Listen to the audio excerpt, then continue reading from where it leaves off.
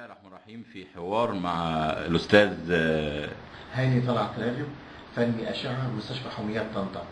جريدة آخر خبر الدولية في موقع الحدث بالنسبة لمشكلة مستشفى حميات طنطا.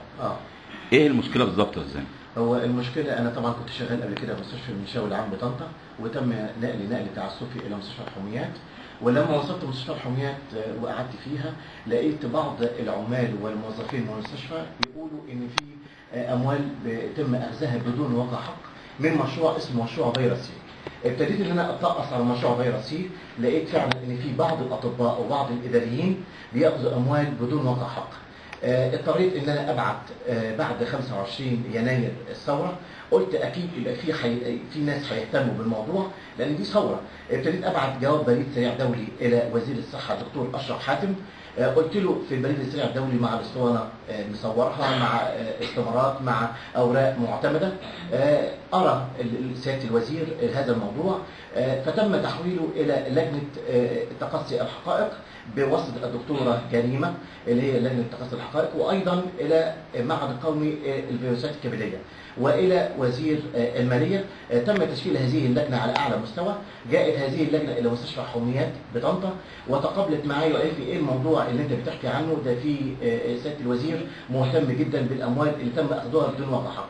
جالي وقت وقعدوا معايا قالوا لي في ايه؟ قلت لهم ده يا جماعه في اموال طائله بيتم صرفها في مستشفى حميات طنطا، وبعض الاطباء على راسهم الدكتور محمد عبد المنعم العطيق الذي يرأس مشروع فيروس سي، والدكتور علي الكيلاني مدير المستشفى، ومديره المال والاداري السيده لولا نبيه عطيه، وبعض الاداريين الاخرين. لقيت اللجنه دي قعدت من واقع الاستمارات قبض هذه الاموال فعلا تبين انهم ياخذون اموال بدون وقع حق. يعني هذه اللجنه بتقول ان من حق الطبيب ان ياخد 48 شيفت في الشهر، سعر الشيفت 90 جنيه، الشيفتات دي شيفتين في اليوم من 1 ل 3 ومن 3 ل 5، وسعر الشيفت 90، يعني اقصى حاجه الدكتور ياخدها 4000 وشويه. الدكتور محمد عبد المنعم عطيه الذي يرأس هذا المشروع من حقه ان ياخد 4000. استاذنك بس يعني ايه، يعني تحكي لي واحده واحده كده. تمام.